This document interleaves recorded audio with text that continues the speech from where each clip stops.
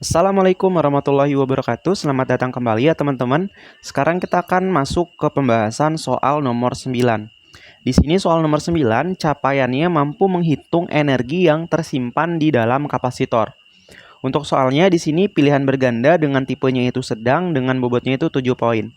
Langsung aja kita masuk ke pembahasannya. Nah, di sini sebelum teman-teman menghitung energi yang tersimpan dalam kapasitor, di sini saya pengen tunjukkan beberapa bentuk kapasitor beserta rumus kapasitansinya. Nah, di sini untuk yang pertama, kita akan coba lihat kapasitansi dasar ya. Jadi rumus kapasitansi itu dasarnya itu dari Q sama dengan CV. Nah, ini tuh kan merupakan rumus si muatan ya. Rumus ini udah kita bahas pada video sebelumnya. Artinya di sini kalau kita pengen mendapatkan rumus kapasitansinya, V ini itu bisa kita jadikan sebagai pembagi dari si Q. Jadi di sini kita bisa tulis C itu sama dengan Q dibagi V. Gitu. Jadi ini adalah rumus kapasitansi. Kemudian di sini bentuk kapasitor itu bentuknya itu macam-macam teman-teman. Jadi di sini tuh bentuknya biasanya itu bentuk kapasitor keping sejajar, kapasitor silinder, dan kapasitor bola. Dan biasanya itu yang ditanya itu mengenai kapasitor keping sejajar atau kapasitor yang berbentuk silinder. Gitu. Nah, di sini kita lihat dulu yang pertama kapasitor keping sejajar. Di sini untuk rumus kapasitansinya itu C sama dengan epsilon 0 dikali A dibagi D. Nah, nilai epsilon 0 ini itu nilai ketetapan yang besarnya 8,85 dikali 10 pangkat minus 12. Gitu. Kemudian A itu adalah luas plat keping sejajarnya. Kemudian D ini adalah jarak antara dua platnya. Gitu. Kemudian yang kedua kita akan coba lihat kapasitor silinder. Di sini untuk menghitung kapasitansinya kita bisa menggunakan rumus yang ini. Rumusnya di sini C sama dengan 2pi dikali epsilon 0 dikali L. L ini adalah panjang si silindernya. Kemudian di sini logaritma alami B per A. B ini itu jari-jari yang besar, oke? Kemudian A ini adalah jari-jari yang kecil. Gitu. Nah, di sini kan ada len ya, logaritma alami. Ini tuh bisa kalian langsung aja pencet di kalkulator, kalian pencet len, kemudian kalian masukkan B per A, gitu. Kemudian untuk kapasitor bola, rumusnya itu yang ini ya. Oke, selanjutnya kita akan lihat bahan dielektrik. Nah, di sini misalkan saya punya plat keping sejajar. Nah, di sini awal mulanya plat keping sejajar ini punya kapasitansi yang nilainya itu C0. Oke. Nah, kemudian di sini plat sejajar ini itu saya sisipi dengan bahan dielektrik. Oke. Di sini saya sisipi bahan dielektrik dengan konstanta bahan dielektriknya itu nilainya K. Nah, karena di sini itu disisipi bahan dielektrik, maka kapasitansinya itu akan naik. Oke. Jadi karena disisipi bahan dielektrik, kapasitansinya akan naik. Nah, kapasitansinya itu akan naik dengan nilai kapasitansinya itu menjadi C sama dengan K dikali C0. Gitu. Jadi ini besar kapasitansi barunya. K ini adalah nilai si konstanta bahan dielektriknya, C0 adalah kapasitansi awalnya. Gitu. Kemudian untuk menghitung energi yang tersimpan dalam kapasitor, di sini ada dua rumus ya teman-teman. Cukup teman-teman hafalin aja salah satu. Oke, saya sangat menyarankan teman-teman coba hafalin rumus yang ini. Gitu. Kenapa? Karena kalau teman-teman menghafalkan rumus yang ini, teman-teman bisa langsung hafal rumus yang ini. Gitu. Masa sih Bang? Gitu ya. Jadi C ini kan rumusnya kita udah tahu ya. C itu rumusnya Q per V. Oke. Rumus C yang ini itu rumusnya Q per V. Rumus yang di bagian ini tadi ya. C sama dengan QV. Gitu. Kalau C ini kita ubah menjadi Q per V, maka kita akan mendapatkan rumus yang atas ini. Gitu. Oke. Nah, sekarang kita akan coba masuk aja ke pembahasan soalnya. Ini adalah soal nomor 9 tipe A. Capaiannya mampu menghitung energi yang tersimpan dalam kapasitor. Soalnya di sini sebuah kapasitor keping sejajar dengan luas keping 50 cm pangkat 2. Jadi di sini kita diketahui nilai luas keping artinya nilai A itu sama dengan 50 cm pangkat 2. Jarak antara keping 3,54 mm. Jadi jarak antara keping itu kan nilai D-nya ya. Jadi D itu sama dengan 3,54 mm. Jika kapasitor tersebut diberi tegangan 500 volt, jadi V-nya itu sama dengan 500 volt, maka besar energi kapasitor tersebut adalah, jadi yang ditanya itu energi yang tersimpan di dalam kapasitor tersebut. Jadi yang ditanya itu U-nya itu sama dengan berapa. Nah, di sini kita jawab.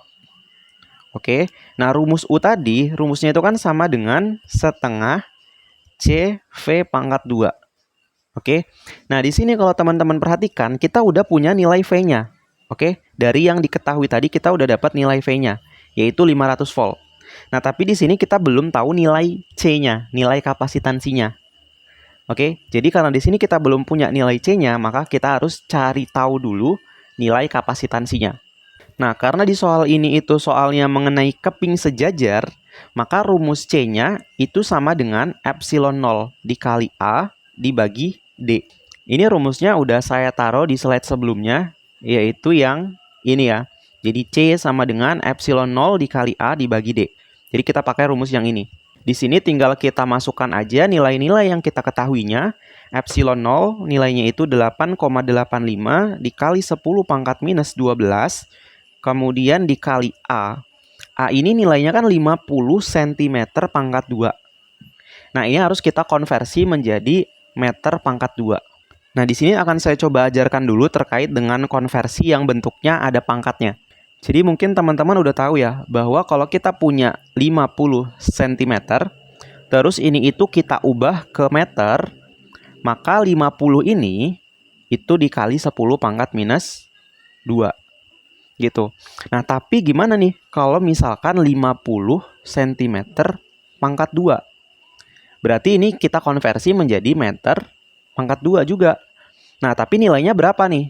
Nilainya adalah 50 dikali 10 pangkat minus 4.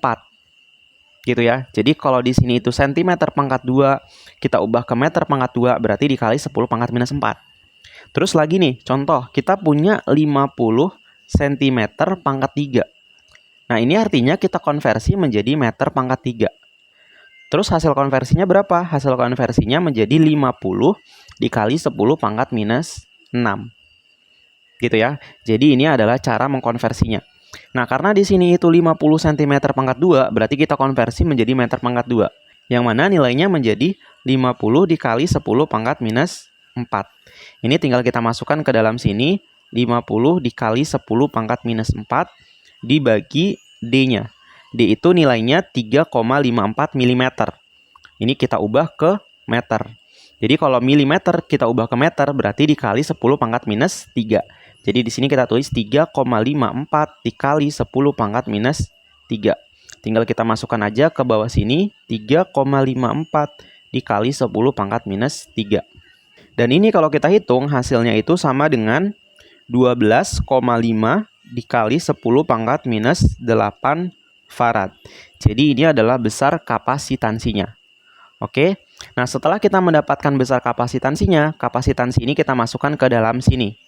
Gitu ya. Jadi U sama dengan setengah C. C-nya itu 12,5 dikali 10 pangkat minus 8 dikali V. V-nya itu 500 volt ya.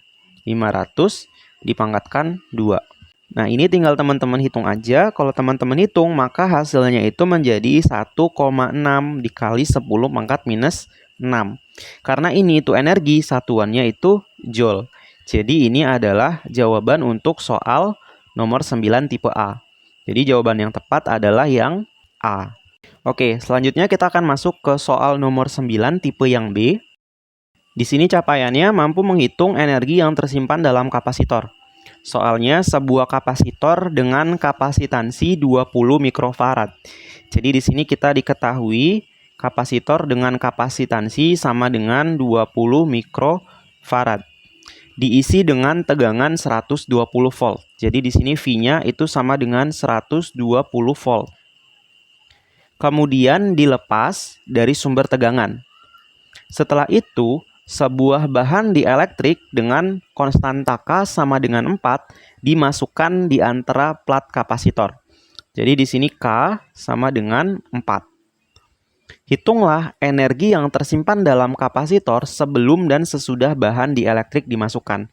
Jadi di sini yang ditanya, yang pertama ya, yang A, itu energi yang tersimpan dalam kapasitor sebelum bahan dielektriknya dimasukkan.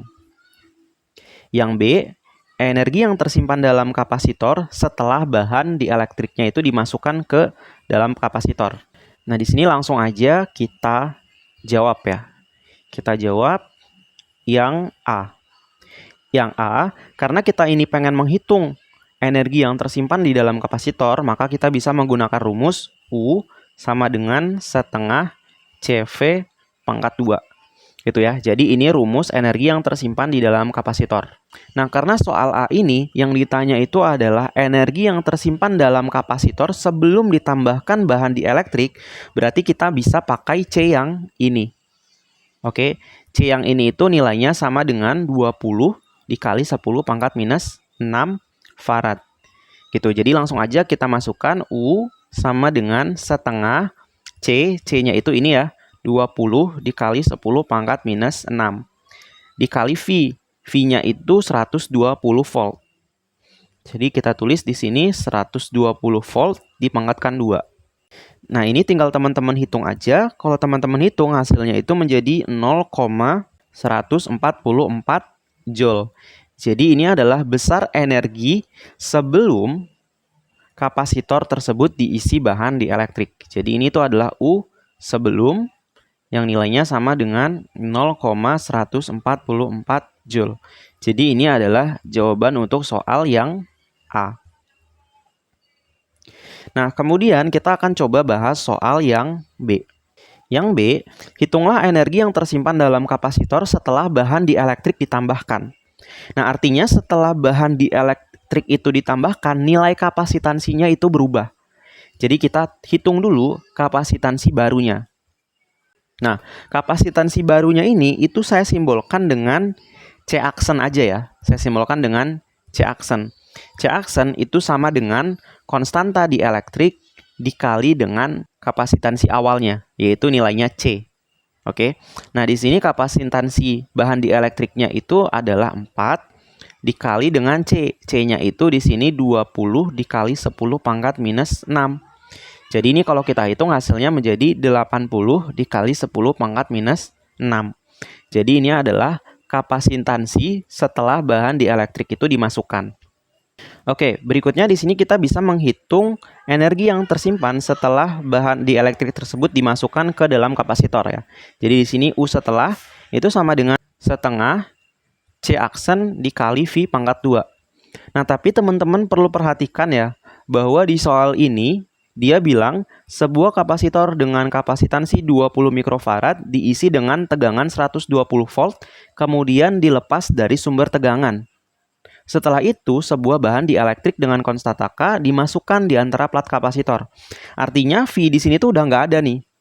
V ini tuh udah nggak ada. Oke, jadi V-nya itu udah nggak ada. Karena di sini sebelum kapasitansi itu dimasukkan, tegangannya itu udah dicopot. Gitu. Jadi kita nggak bisa pakai rumus yang ini. Jadi kita bisa pakai rumus yang satunya. Nah, sebelumnya kita udah tahu bahwa rumus muatan itu sama dengan CV. Gitu ya. Artinya kalau kita pengen mencari V, berarti C ini itu pindah ke bawah sini sebagai pembagi. Jadi V itu sama dengan Q dibagi C. Oke ya. Jadi ini rumusnya sama dengan setengah C aksen, kemudian V-nya itu kita ubah menjadi ini. Oke, menjadi Q per C aksen dipangkatkan 2. Kemudian kita rapikan rumusnya menjadi setengah C aksen dikali Q pangkat 2 dibagi C aksen dipangkatkan 2. Nah, ini bisa kita coret ya, sama yang ini jadinya ini tuh sisa pangkat 1. Jadi rumusnya menjadi setengah Q pangkat 2 per C aksen. Oke, jadi ini adalah rumus energi yang tersimpan pada kapasitor setelah bahan dielektrik dimasukkan. Nah, tapi di sini kita belum tahu nilai Q-nya. Q ini kita bisa cari dengan rumus yang ini ya. Rumus muatan yang ini. Jadi kita cari Q. Q, rumusnya kan sama dengan C dikali V. Nah, perlu teman-teman pahami, C yang kita masukkan itu adalah C yang awal. Yang awal itu nilainya 20 dikali 10 pangkat minus 6. Oke, dikali V. V-nya itu sama dengan 120 volt. Nah, ini kalau kita hitung hasilnya sama dengan 2,4 dikali 10 pangkat minus 3 kolom. Jadi ini besar muatan yang tersimpan pada kapasitor. Oke. Nah, sekarang tinggal kita masukkan aja ke dalam rumus energinya. Jadi di sini sama dengan setengah Q pangkat 2. Q itu nilainya 2,4 dikali 10 pangkat minus 3. Dipangkatkan 2. Dibagi dengan C aksen. C aksen nilainya 80 dikali 10 pangkat minus 6. Nah, ini tinggal teman-teman hitung aja nih. Kalau teman-teman hitung, hasilnya itu menjadi 0,036 Joule. Jadi energi yang tersimpan setelah kapasitor diisi bahan dieelektrik, nilai energi yang tersimpan menjadi 0,036 Joule. Oke. Nah, kemudian kalau teman-teman punya pertanyaan ya, kenapa saat kita mencari nilai Q, yang kita masukkan C-nya adalah C yang awal? Jadi gini ya teman-teman, jadi di soal ini kan kita dikasih tahu ya bahwa kita itu punya kapasitor, yang mana kapasitor ini tuh dihubungkan dengan tegangan yang besarnya itu 120 volt. Oke. Nah, kapasitor ini kan fungsinya untuk menyimpan muatan. Oke. Jadi ini tuh saat dihubungkan dia akan menyimpan muatan. Oke. Jadi dia akan menyimpan muatan. Muatannya ini itu menggunakan rumus Q sama dengan CV. C yang awal. Oke. Nah, setelah itu baru nih si kapasitornya itu diputus dari si tegangan ini. Gitu ya. Artinya di sini tuh ada muatan yang dapat kita hitung dari rumus yang tadi, CV. Gitu. Jadi di sini tuh makanya C-nya itu kita pakai yang awal. Jadi alasannya itu kayak gini, gitu ya. Oke, mungkin itu aja pembahasannya untuk soal nomor 9B. Kalau teman-teman punya pertanyaan bisa teman-teman tanyakan aja di kolom komentar. Saya tutup videonya. Wassalamualaikum warahmatullahi wabarakatuh.